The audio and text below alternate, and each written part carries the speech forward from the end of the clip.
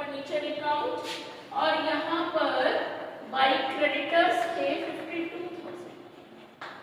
ठीक, अब आपको इंस्ट्रक्शन नीचे एडिशनल इंफॉर्मेशन मिल सकती है। Additional information you may get that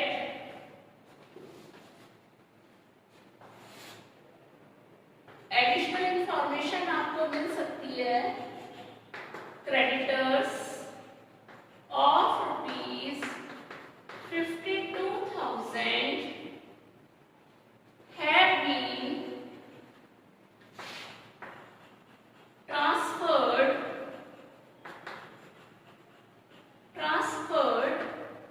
furniture in full settlement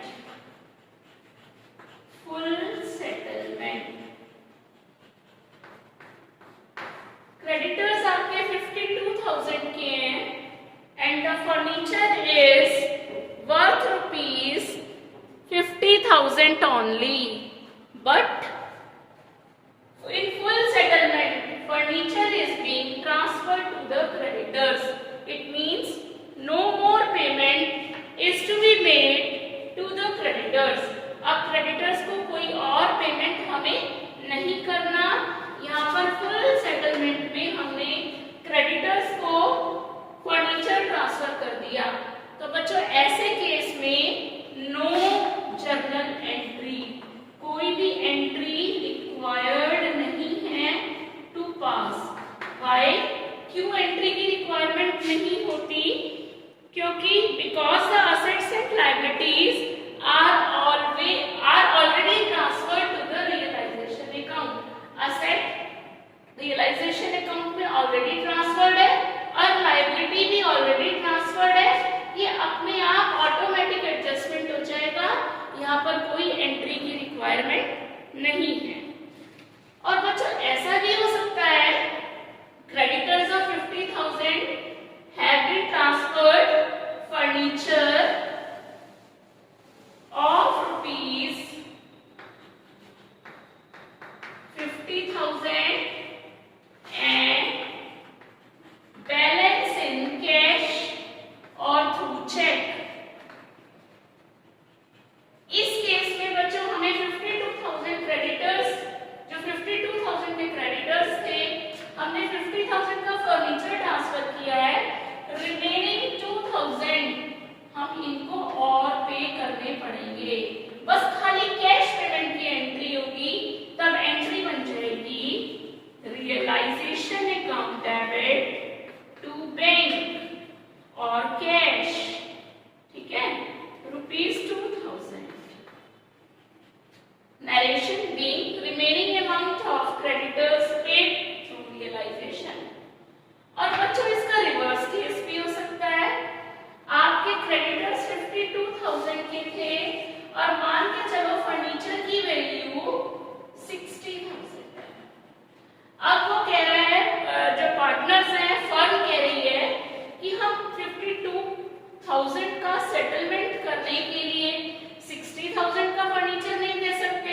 अगर तुम्हें क्रेडिटर्स को पूछा जाएगा अगर आपको ये फर्नीचर चाहिए in exchange of your payments, तो आपको रिमेनिंग हमें देना होगा कैश, यानी कि 8,000 रुपीज अब हमें उनसे लेने हैं। तो यहाँ आ जाएगा बाय बैंक, ये 8,000 रुपीज लेने हैं।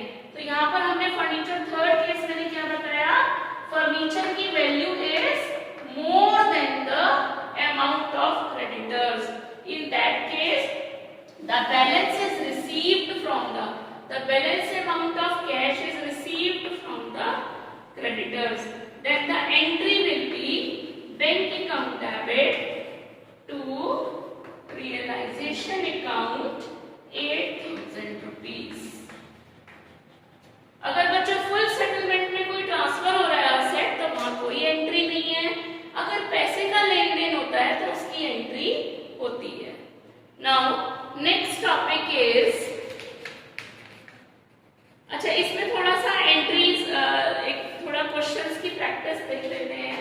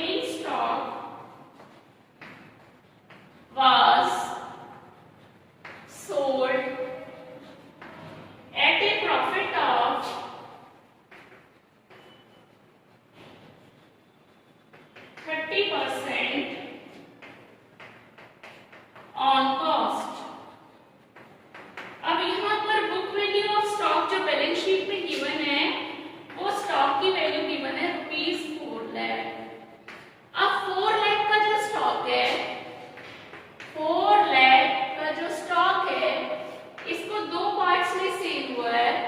इसका 50% 2 लाख ए ने ले लिया है और रिमेनिंग 50% 30% प्रॉफिट पर सेल हुआ है।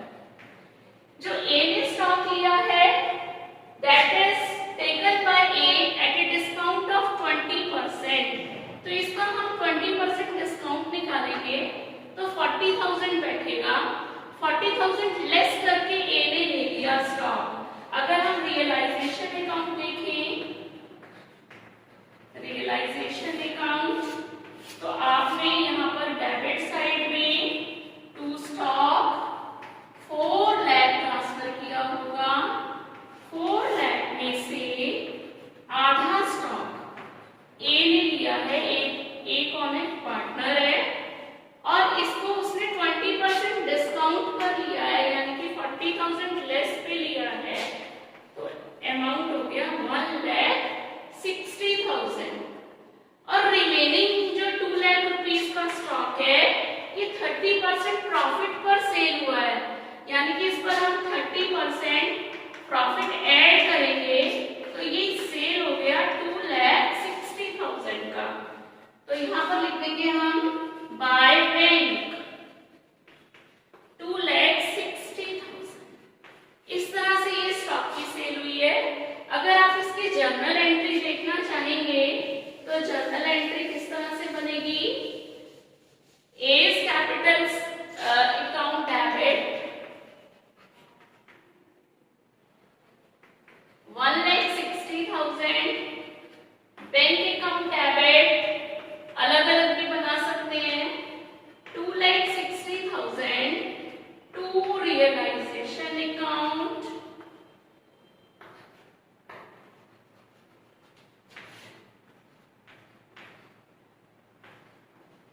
4,20,000। इस तरह से ये एंट्री बनेगी। नेक्स्ट है डेक्टर्स की वैल्यू 2 लाख। डेक्टर्स की वैल्यू है, नेक्स्ट ट्रांजैक्शन लेते हैं हम।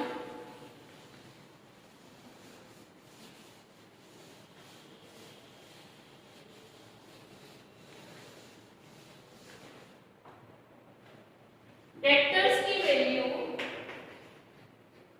2,64,000 है और प्रोविजन फॉर डाउटफुल डेट्स ₹24,000 है। और आगे कहता है इसमें से बैड डेट हो गए 48,000 रुपीस के बैड। अब बच्चों ये मैंने आपको बताया था कि रियलाइजेशन अकाउंट जब बनाएंगे हम, रियलाइजेशन अकाउंट में डेक्टर्स हमने यहाँ ट्रांसफर किए 2,64,000 के, और ये जो प्रोविजन है इसको हम बाय साइड में ट्रांसफर करते हैं टू क्लोज दिस अकाउंट 24,000। अब डेक्टर्स 2,64,000 में से 48,000 जो है हमारे बैड डेट हो गए, यानी कि डेक्टर से हमें क्या रियलाइज हुआ? By bank 2,16,000। ठीक है, तो हम अब डेक्टर्स को रियलाइज करने की एंट्री जो करेंगे, यानी कि हमने 2,64,000 में से बैड डेट की अमाउंट लेस कर दी,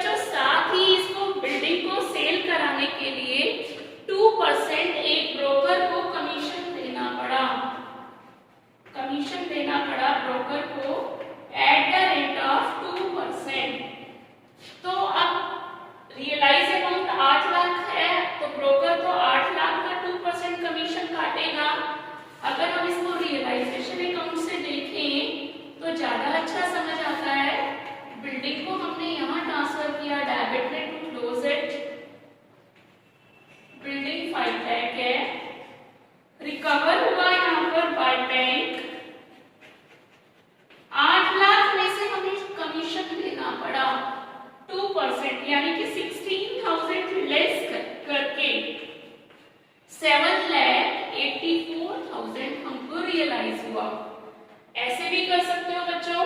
तो यहाँ पर एंट्री बनेगी bank account debit to realisation 7,84,000, bank account debit to realisation 7,84,000। और बच्चों इसका एक ऑल्टरनेट मेथड भी है करने का। आप फुल वैल्यू रियलाइज कर लो, bank account debit to realisation 8 lakh.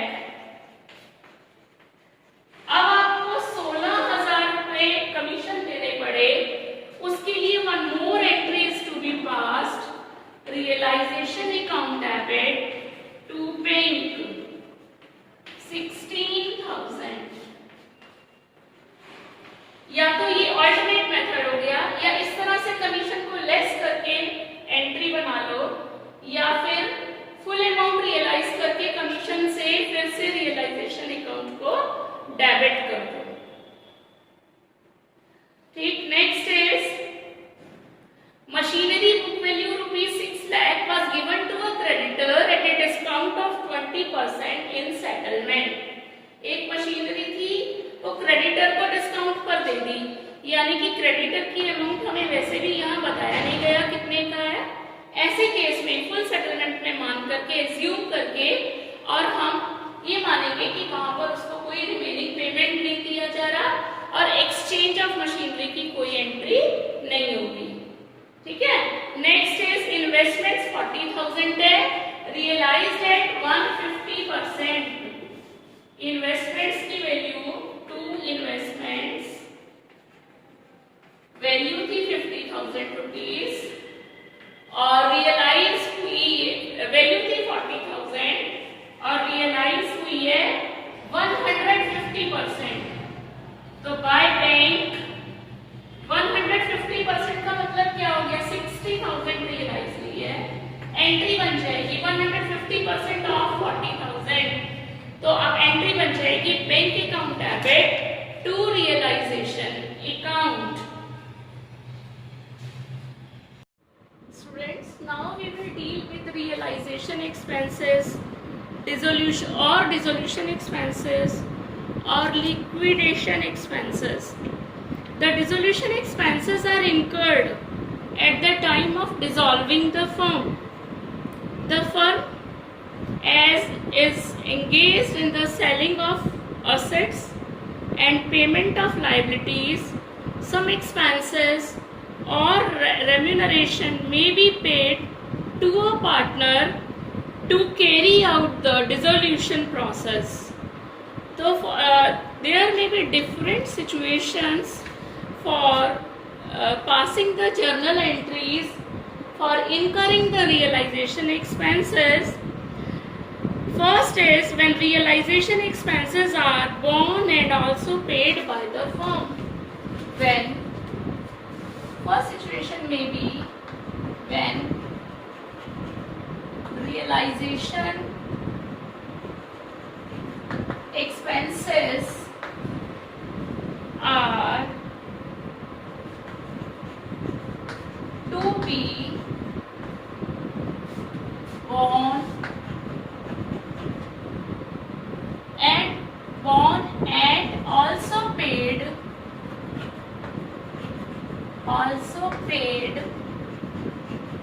by the firm. यहाँ पर ये सिचुएशन है कि रियलाइजेशन एक्सपेंसेस फर्म को बियर करने थे, फर्म को ही पे करने थे, और फर्म ने ही पे किए हैं। पे भी फर्म को ही करने थे और फर्म ने पे भी किए हैं। तो ऐसे केस में एंट्री बन जाएगी realisation account debit to cash और bank account. Narration being expenses on realisation paid. अगर हम इसको रियलाइजेशन अकाउंट में दिखाएंगे तो कैसे दिखाएंगे, डेबिट साइड में रियलाइजेशन डेबिट हो रहा है तो डेबिट में दिखाएंगे टू बैंक, जितने एक्सपेंसेस है वो यहाँ पर एंटर कर देंगे। सेकेंड सिचुएशन,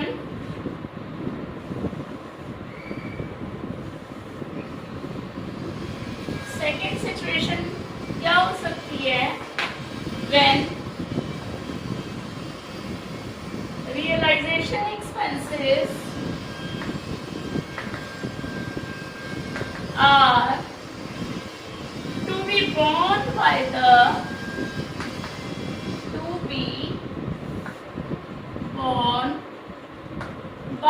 firm, बियर करने थे फर्म को, ये तय हुआ था कि फर्म बियर करेगी रियलाइजेशन एक्सपेंसेस को, बट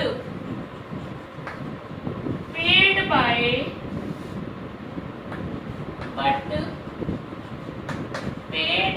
अ पार्टनर। लेकिन हुआ क्या कि पार्टनर ने पे कर दिए। अब मान के चलो मैं आपसे कह रही हूँ आप पेन ले आओ, मैं पेन मार्केट से पेन मंगवाने के लिए मैंने एक बच्चे को भेजा। बच्चा मार्केट जाता है पेन लेने के लिए, तो उससे पहले मैंने कहा उसको बेटा पैसे ले लो, पेमेंट ले लो, उसने नहीं लिया। पेन मैं खरीदवा रही हूँ तो उसका पेमेंट किसे देना चाहिए, मुझे देना चाहिए। लेकिन क्या हुआ कि उस बच्चे ने दिया, तो मैं क्या करूँगी, उसको फिर उसका या तो उसको कैश पेमेंट दूंगी या उसके पार्टनर के उसके मतलब उस बच्चे के अकाउंट में क्रेडिट कर दूंगी, पैसे ट्रांसफर कर दूंगी। तो सिमिलर केस यहाँ पर है, एक्सपेंसेस फर्म को बियर करने थे, पार्टनर ने दे रखे हैं, तो पार्टनर ने दे रखे हैं तो उसको हमें देने हैं, यानी कि उसका अकाउंट अब हमें क्रेडिट करना पड़ेगा। एंट्री हो जाएगी realisation account debit to partners capital account, narration being realization expenses paid by the partner now credited to him। अगर हम इसको रियलाइजेशन अकाउंट में दिखाएंगे तो कैसे शो करेंगे, रियलाइजेशन अकाउंट डेबिट साइड में टू पार्टनर्स, एक्सपेंसेस है ये, टू पार्टनर्स कैपिटल, जिस पार्टनर का नाम ए बी सी जो भी नाम होगा, और यहाँ अमाउंट एंटर कर देंगे। Expenses are always entered on the debit side. Third situation हो सकती है when realization expenses are borne and paid by the same partner. Third situation हो सकती है, third situation when realization expenses to be borne by a partner, एक partner को bear करने थे,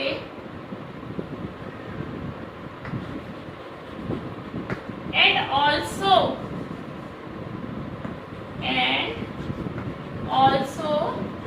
paid by the same partner, paid by the same partner.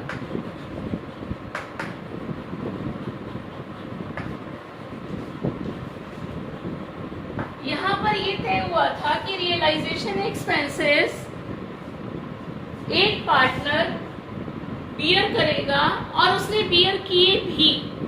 तो जब partner को ही बियर करने थे और पार्टनर ने ही बियर भी किए हैं, ऐसे केस में फिर हमको कोई एंट्री रिक्वायर्ड नहीं है टू पास, है ना। क्यों? क्योंकि यहाँ पर फर्म ने तो कोई एक्सपेंस किया ही नहीं, तो इस केस में नो एंट्री। क्लियर हो गई बच्चों बात। Next is fourth case, when any of the partners agrees to, fourth case ऐसे हो सकता है, व्हेन एनी पार्टनर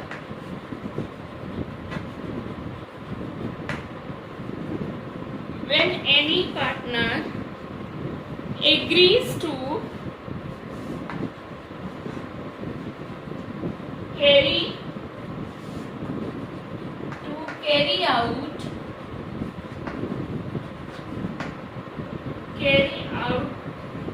dissolution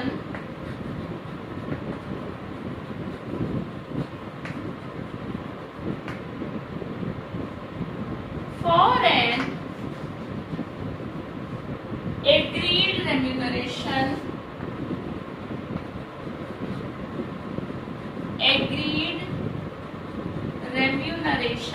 मतलब कमीशन एक तरीके की। एक पार्टनर एग्री कर गया कि मैं डिसोल्यूशन के प्रोसेस को कैरी ऑन करूंगा for an agreed remuneration including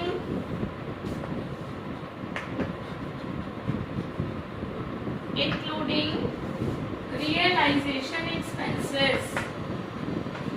मतलब उसने तय कर लिया कि मुझे इतना परसेंटेज या इतना अमाउंट मुझे रेम्यूनरेशन का दे देना और उसमें एक्सपेंसेस जो होंगे वो मेरे होंगे, क्या मतलब पार्टनर के होंगे।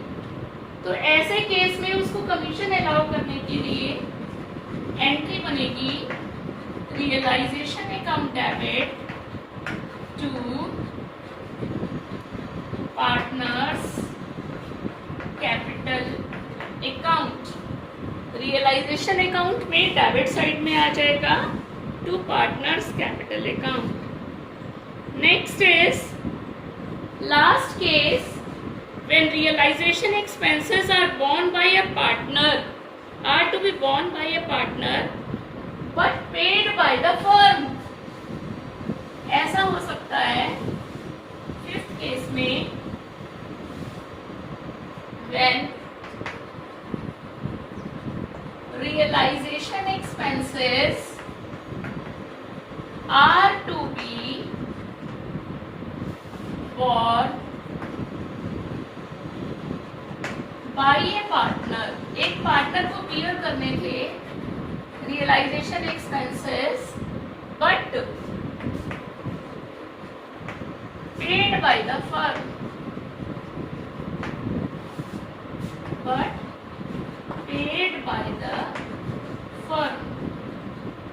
रियलाइजेशन एक्सपेंसेस एक पार्टनर को बियर करने थे लेकिन फिलहाल फर्म ने दे दिए। अब क्योंकि फर्म ने दे रखे हैं तो उससे हम पैसे अपने वापस काट लेंगे यानी कि डेबिट कर देंगे। यहां पर एंट्री हो जाएगी partners capital account debit to bank. उसके अकाउंट को डेबिट करना है क्योंकि उससे हमें लेने हैं पैसे, फर्म को लेने हैं हमें, मतलब फर्म को लेने हैं, तो उसका अकाउंट डेबिट हो जाएगा। बच्चों one point to be noted here, if a firm is liable to pay remuneration or a salary to the partner and also मतलब अगर पार्टनर को ये तय किया जा रहा है पार्टनर के साथ कि उसको एक फिक्स्ड सैलरी या रेम्यूनरेशन मिलेगी and also the agreed amount for the expenses, और इसके साथ साथ एक्सपेंसेस का पैसा भी दिया जाएगा। ठीक, इस केस में रियलाइजेशन अकाउंट फिर दोनों से डेबिट होगा। एक सिक्स केस और ये भी हो सकता है, एक केस और हमने बनाया है यहाँ पर, sixth case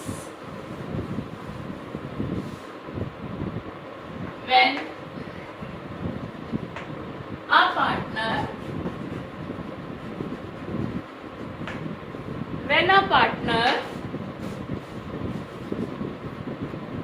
is agreed to carry on dissolution process at a fixed remuneration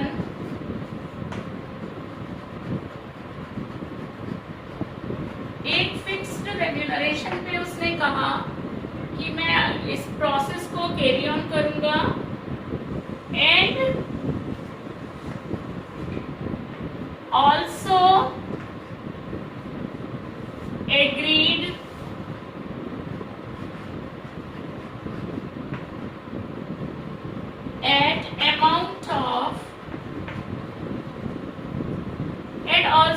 agreed,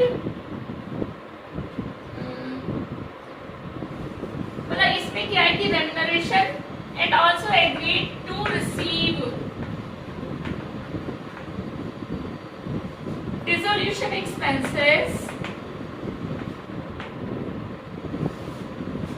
also from the firm. यहाँ पर डबल खर्चा होगा फर्म का। फर्म पार्टनर को एक तो रेम्यूनरेशन देगी और एक एक्सपेंसेस भी, तो दोनों का प्लस करके हम यहाँ पर एंट्री बना सकते हैं realization account debit to partners capital account. यहाँ पर मतलब बात यह है कि फिलहाल वो एक्सपेंसेस पे कर रहा है, कमीशन प्लस उसको एक्सपेंसेस बाद में फर्म उसके अकाउंट में ट्रांसफर कर देगी। Further realisation expenses may be paid by the partner और by the firm in case the information as to payment of realisation expenses is not given. अगर realisation expenses किसने pay किए हैं ये इंफॉर्मेशन गिवन ना हो and the partner is to bear the realisation expenses, ये भी ना बताया गया हो कि पार्टनर बियर कर रहा है रियलाइजेशन एक्सपेंसेस को, तो यहाँ ये प्रिज्यूम किया जाता है that the partner who has to bear the realisation expenses has paid it. जिस पार्टनर को रियलाइजेशन एक्सपेंसेस बियर करने थे उसने पे भी कर दिए होंगे। इन केस अगर फर्म ने रियलाइजेशन एक्सपेंसेस पार्टनर के बिहाफ पर पे कर दिए करने थे पार्टनर को, तो उसका account partners capital account debit to bank हो जाएगा। Now we will take some journal entries for realisation expenses. Now we are taking some transactions for passing the journal entries. First transaction realisation expenses were 10,000। इस केस में simple entry बन जाएगी realisation account debit to bank और cash.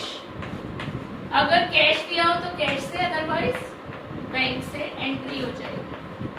Narration being realization expenses paid. Second entry realization expenses ₹5,000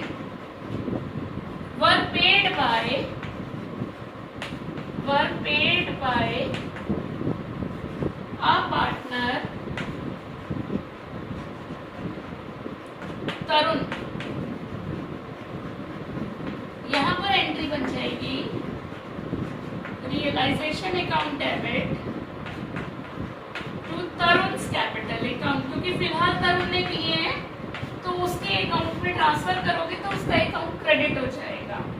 तो Tarun capital account ₹5,000। Third entry है realization expenses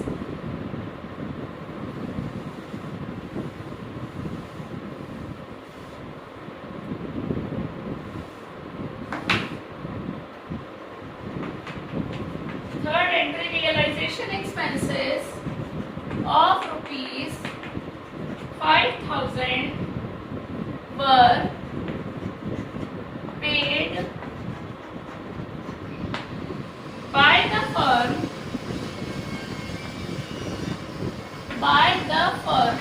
फिलहाल firm ने दे दिए on behalf of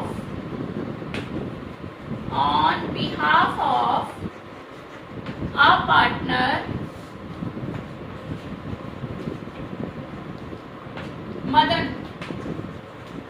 मदन के बिहाफ पर रियलाइजेशन एक्सपेंसेस मदन को बियर करने थे, मदन को पे करने थे, लेकिन क्या हुआ कि अभी फिलहाल फर्म ने पे कर दिए। तो ऐसे केस में हम मदन के अकाउंट से काटेंगे पैसा, तो एंट्री बन जाएगी, डेबिट करेंगे उसके अकाउंट को Madan capital account debit to bank, क्योंकि फर्म ने अभी पे की है लेकिन उससे रियलाइज कर लेगी, मदन के अकाउंट को डेबिट कर दी। Next is Pawan a partner. Fourth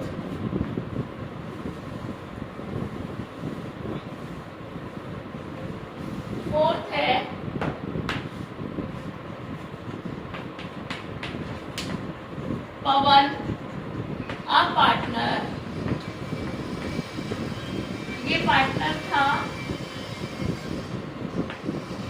Pawan, a partner, was paid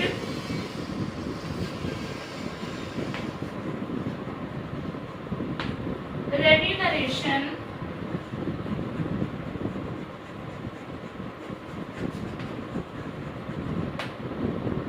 including expenses, जो उसको रेम्यूनरेशन पे की जा रही है वो इंक्लूडिंग एक्सपेंसेस, मतलब एक्चुअल एक्सपेंसेस उसी में कवर होंगे, ठीक है, ऑफ रुपीज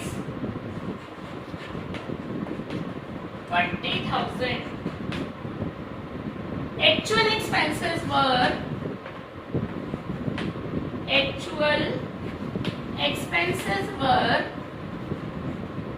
rupees 10,000. अब उसको रेम्यूनरेशन भी 20,000 के अंदर है और एक्सपेंसेस का पेमेंट भी है. अब एक्चुअल एक्सपेंसेस से हमें कोई लेना देना नहीं है. फर्म ने कितना दिया उसको इंक्लूडिंग एक्सपेंसेस 20,000. तो यहाँ पर बस फर्म उस एंट्री कर देगी realisation account debit 20,000 to Pawan's capital account 20,000. Next is dissolution expenses were rupees 8,000. Fifth transaction.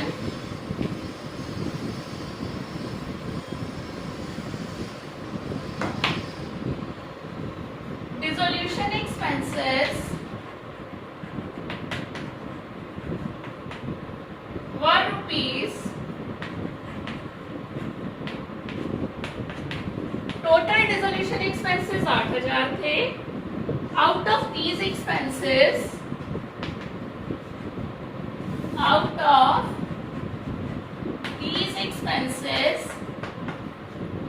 Rupees 3,000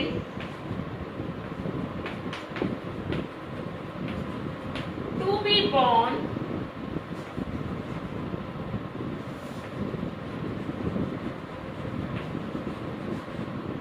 borne by the firm. इसमें से 3,000 फर्म देगी, ठीक है, एंड द बैलेंस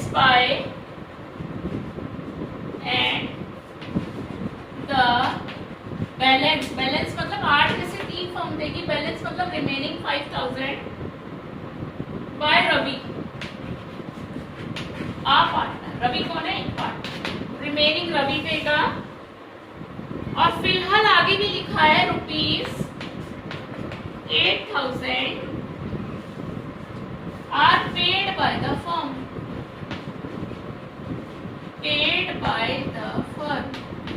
अभी फिलहाल पूरे 8,000 फर्म ने दे रखे हैं, जबकि फर्म को कितने देने थे? 3,000.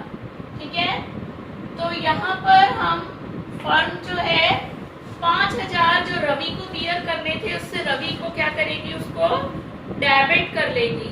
ठीक है, तो यहाँ पर एंट्री बन जाएगी रियलाइजेशन अकाउंट डेबिट. जो फर्म बियर करेगी वो है 3,000 रुपए. रवि के अकाउंट से कटेंगे क्योंकि रवि को फिलहाल रवि वाला पार्ट भी फर्म ने पे किया. तो Ravi capital account debit 5,000 to bank 8,000. तो जब आप रियलाइजेशन अकाउंट बनाओगे उसमें सिर्फ ये 3,000 रुपए आएंगे डेबिट से. Next is realization 6 transaction. 6 transaction है आपका realization expenses of rupees 5,000 were to be borne and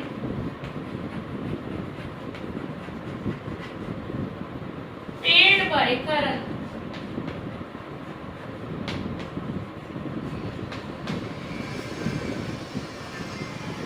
A partner.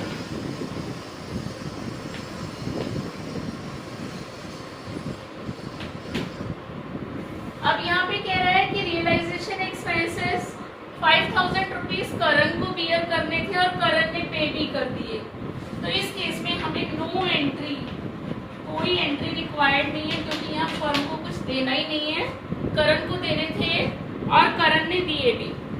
Next is Manoj a partner 7, Manoj a partner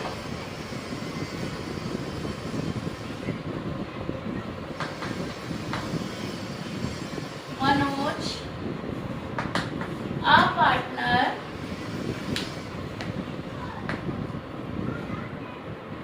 is to carry out, इसको करना था डिसोल्यूशन प्रोसेस को at an agreed remuneration of rupees, मतलब he has to carry on dissolution process at an agreed remuneration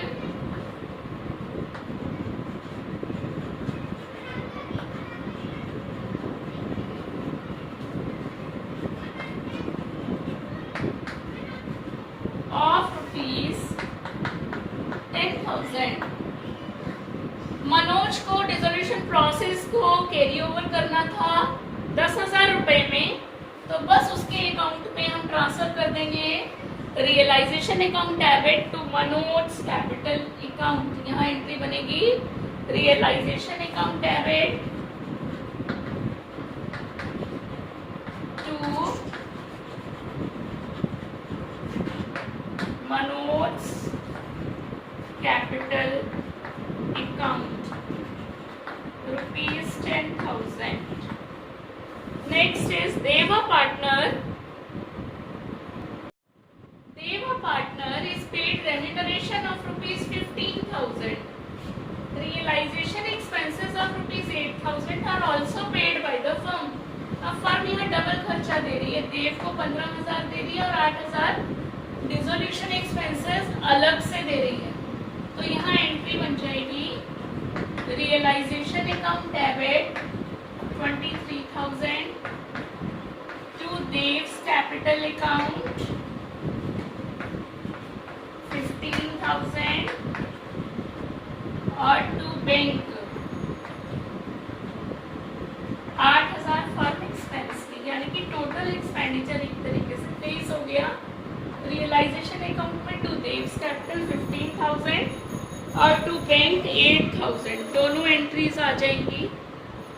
next is realization expenses of rupees 5,000 were to be borne by Pavitra partner. However, it was paid by Hitesh another partner. एक partner पवित्र को देने थे लेकिन हितेश ने दे दिए। It was to be recorded in the books. पवित्र को देने थे, दे दिए हितेश ने, तो ऐसे केस में हम पवित्र के अकाउंट को डेबिट करके हितेश को क्रेडिट कर देंगे। Entry will be Pavit's capital account debit to Hitesh capital account amounting rupees 5,000। इस तरह से आपको ये जर्नल एंट्रीज पास करनी है। और अब हम आपको न्यूमेरिकल्स के लिए पीडीएफ सेंड करेंगे डिसोल्यूशन एक्सपेंसेस का। Thank you students.